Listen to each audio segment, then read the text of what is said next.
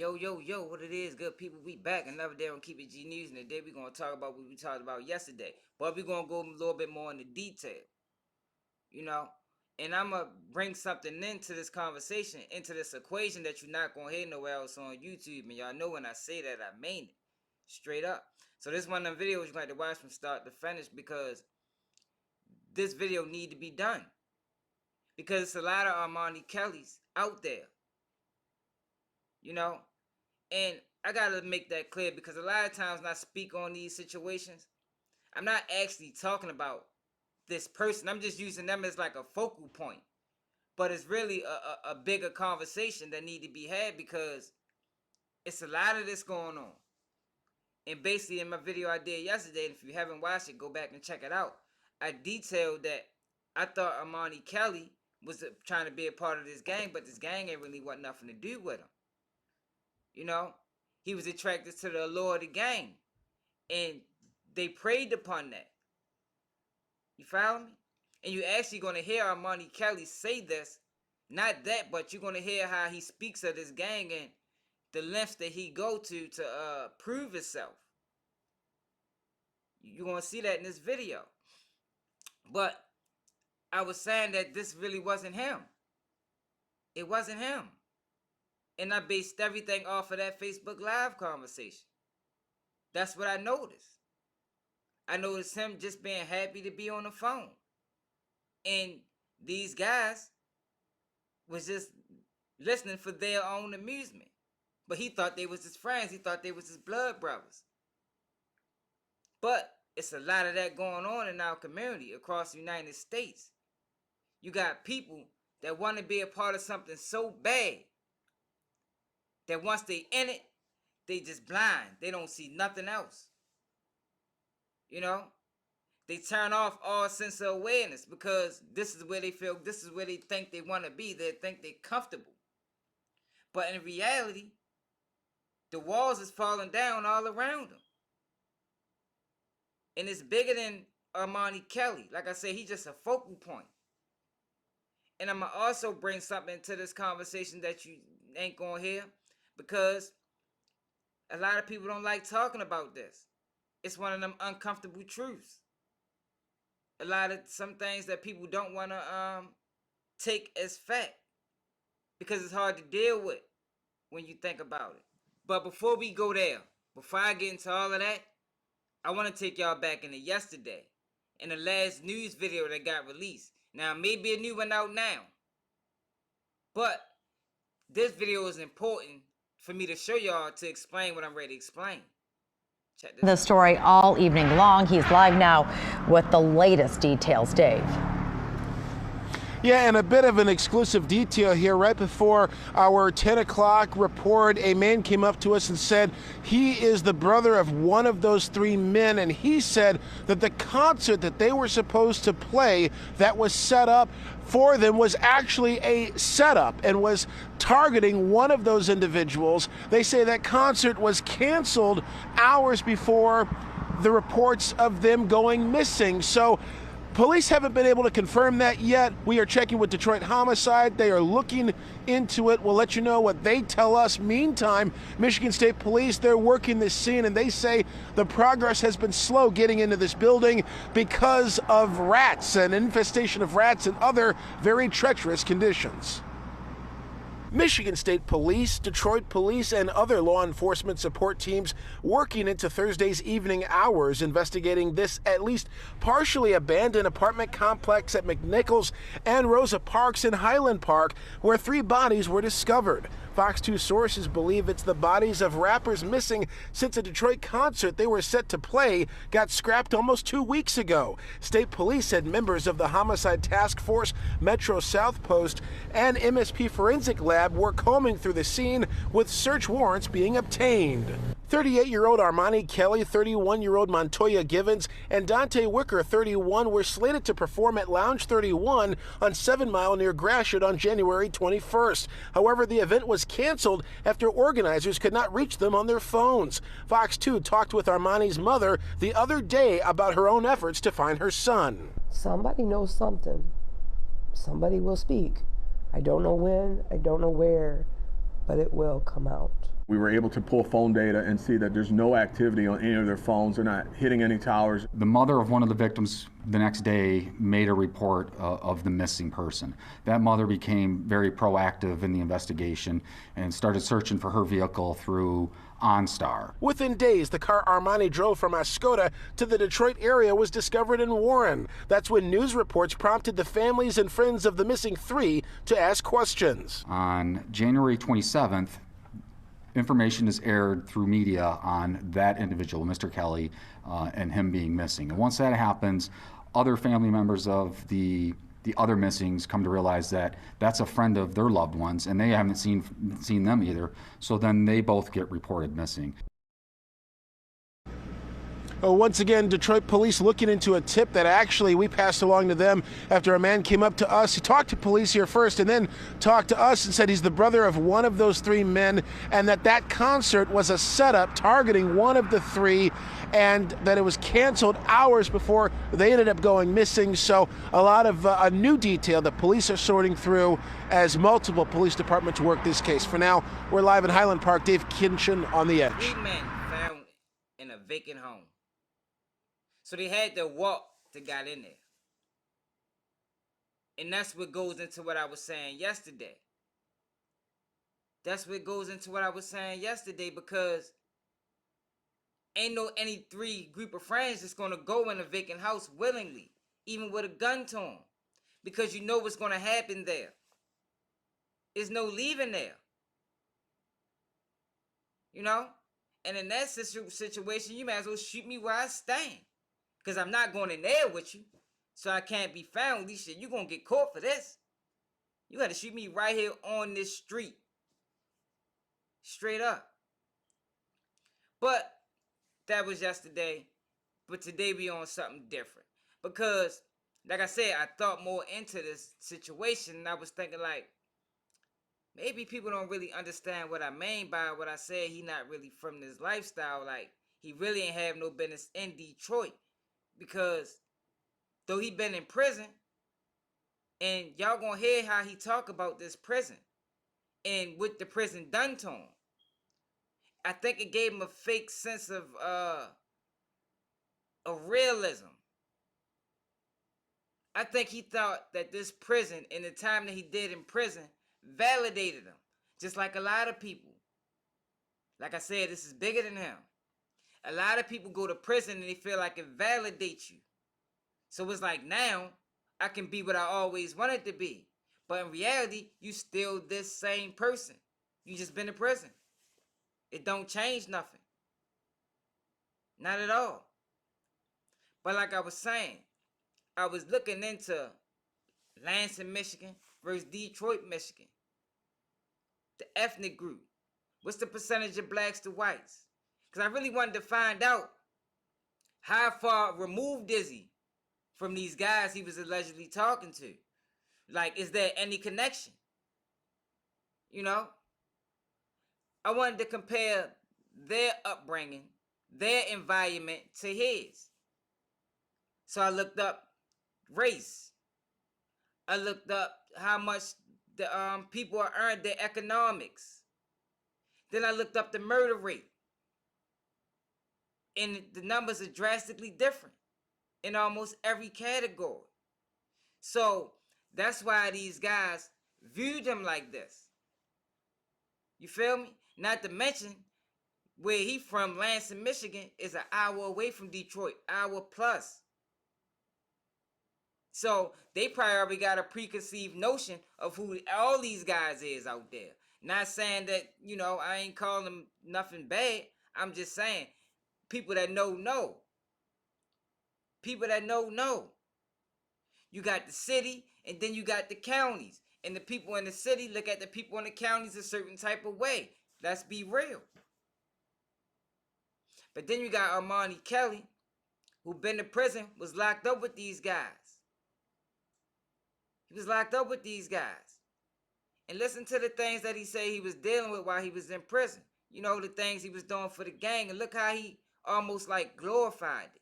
You're like, yeah, man, how you guys doing?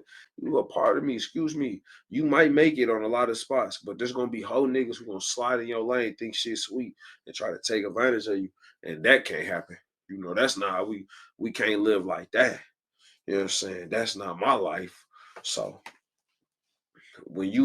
I joke, I be playing a lot. And everybody say that shit, bro, play too much. He played too much.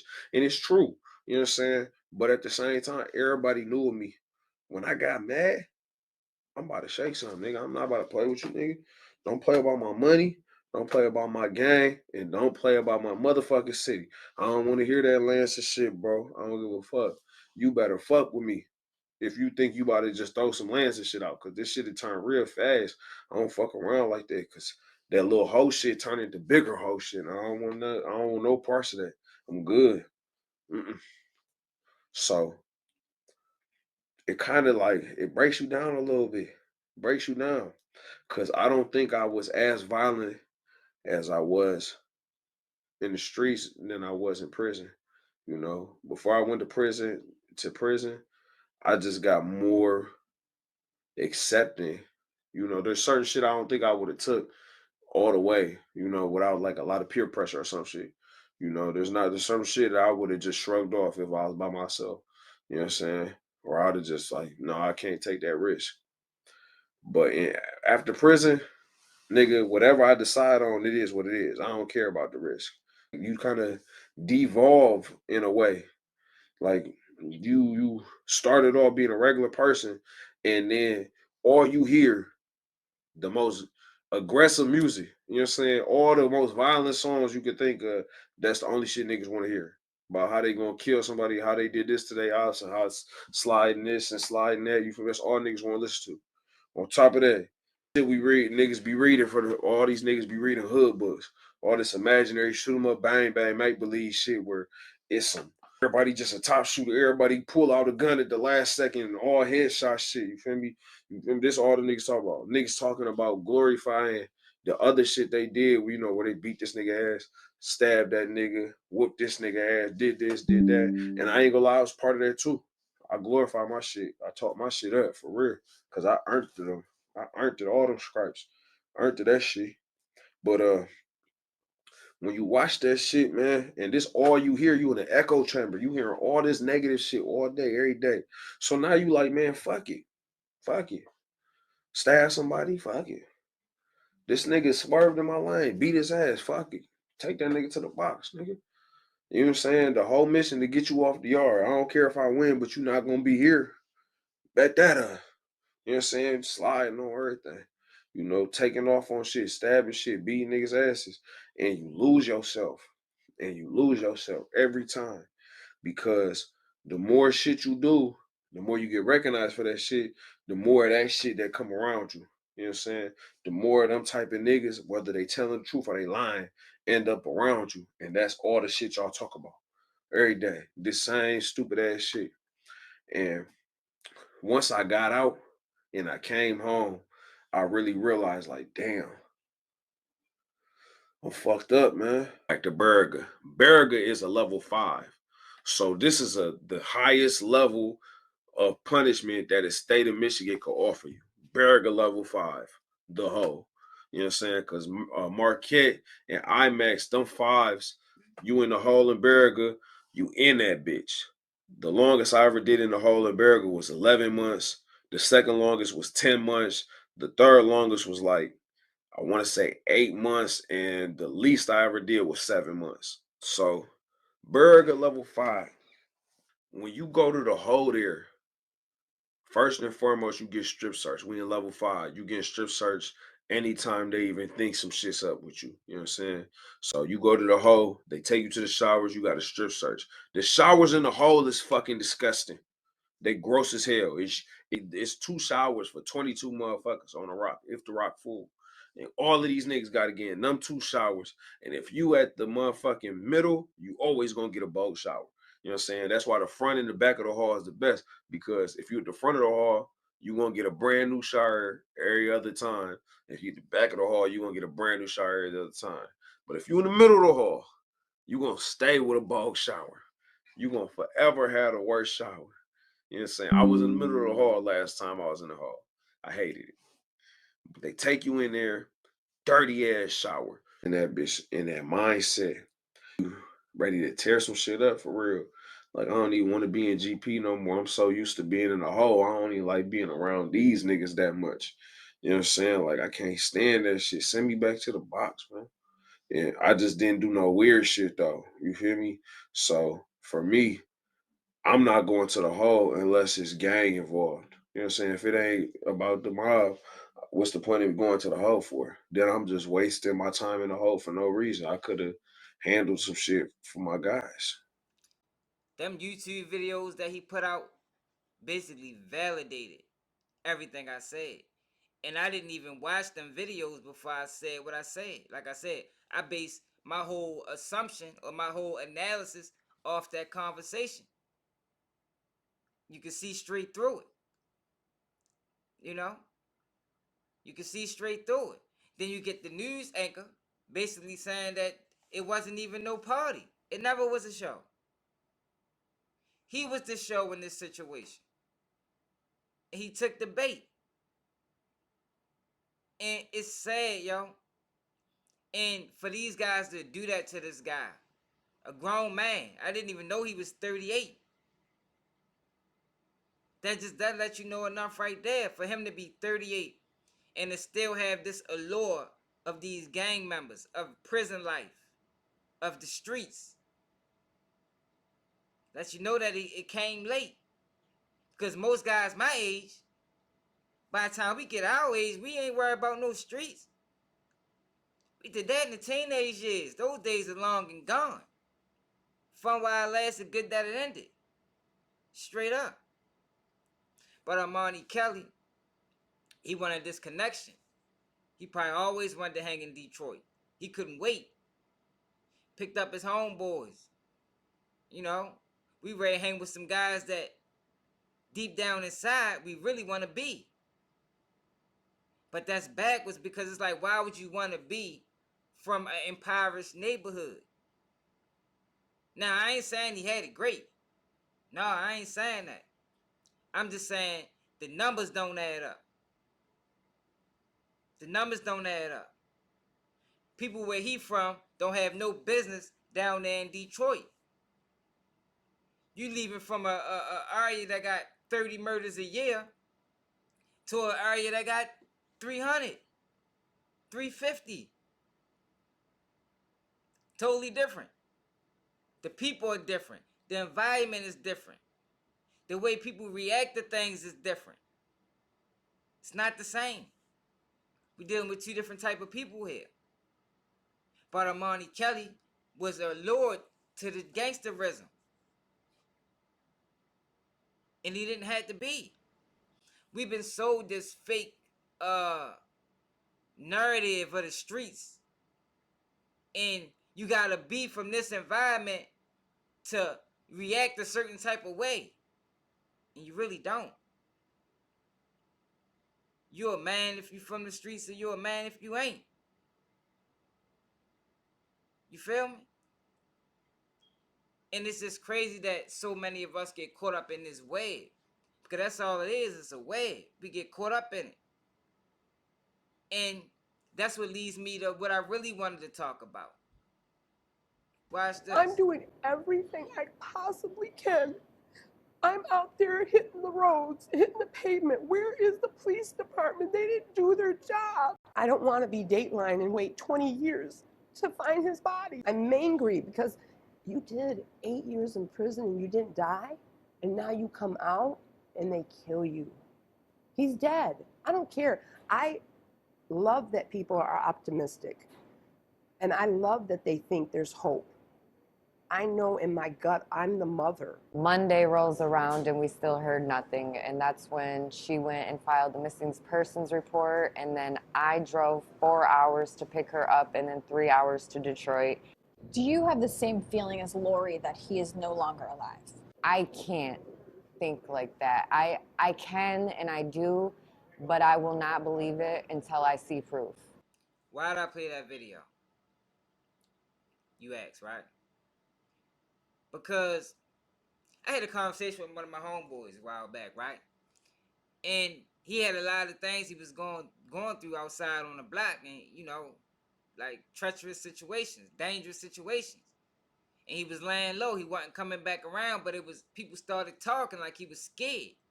And he caught wind. So he like, no, I'm coming back round. I ain't scared of nothing. I just been chilling. And I had to talk to him like, yo, why you care what they think? I mean, you with your mother, you with your girl and your son right now. These are the people that matters.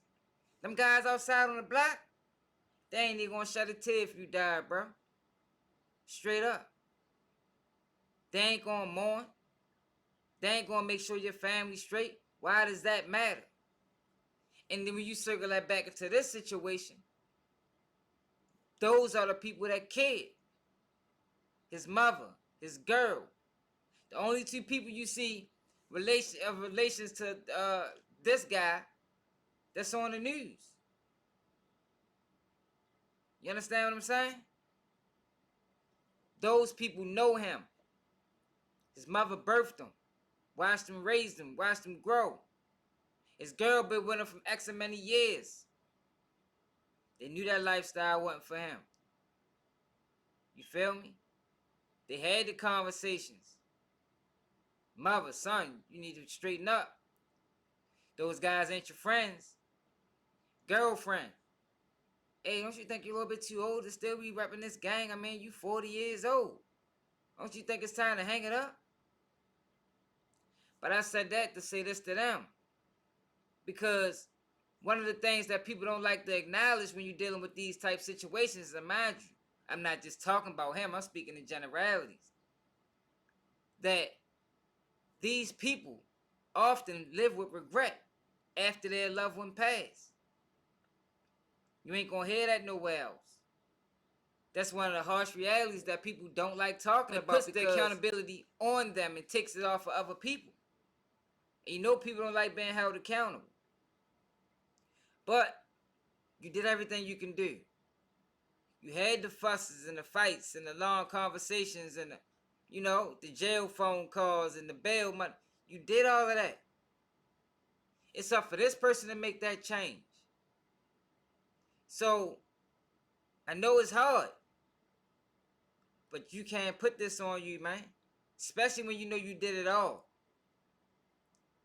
You did it all. And this goes out to everybody who got a loved one trapped into this street life. Because it's a trap. Because once the streets get you, it's like a vice grip. It got a hold on you. And no matter what anybody say, it's up for this person to make that change.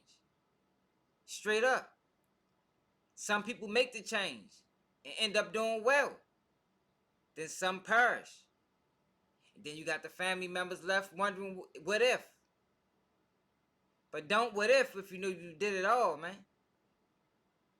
Straight up and down. When you know you did everything that you could possibly do for a person, no matter how hard it was, because people will fight you on this. You gotta sleep comfortable at night, man, no matter which way it go. One of the most hurtful conversations I had, man, I was locked up, talking to my mother on the phone. Mind you, I got locked up for the same charge twice, a year apart. You feel me? First time, caught $100,000 bail, bailed out. My mother bailed me out. Second time, no bailed me. Now I gotta sit till I go to court. End up catching time. So I get on the phone, I call my mother. She break down in tears. I'm like, "Man, what's up? What's wrong?" "Yeah, I paid that bail and because how it's supposed to go is when you pay a bail, it's just to ensure that you go to court. Now, I went to court, but my mother was still stuck with this bill. So they started garnishing her wages. Man, you know how bad I felt, man, for my mother to tell me she worked the whole week and got a $50 check. Man, that crushed me, man. But these are the people that we don't keep in mind when we out here living that life. These are the people that hurt the most. A lot of us too busy trying to appease our homeboys. But in reality, It's the ones that been in your corner that's gonna stay there. They the ones you need to listen to because they the ones gonna make sure you straight. Straight up. And you ain't gonna hear this nowhere else on YouTube. Not delivering it in the manner I'm delivering it. Not with this much passion, because I mean what I say, man. I really care about our people. Straight up. And let me know how y'all feel about this in the comments, man. If y'all don't subscribe now, if you don't subscribe after this video, then I don't know. You must just like Rinky Dink comment. I'm probably gonna die if I lead a clan. You got your turn and you turned your back. You turned around, ain't no turning back. I can't be the boss and no us and that. I'm bringing bow and I'm bipping with 2 times. I bought the Drake and the kid got a coupon. Make 20,000 a neck on a futon. Sitting out cause my brother in Jumon. Why you telling people you selling fentanyl? Why you telling feds you selling shit at all? Why you telling cops if you about to get it all? I'ma tell you then I'm already squeezing. You be dreaming about your dreams. I been living out my nightmares.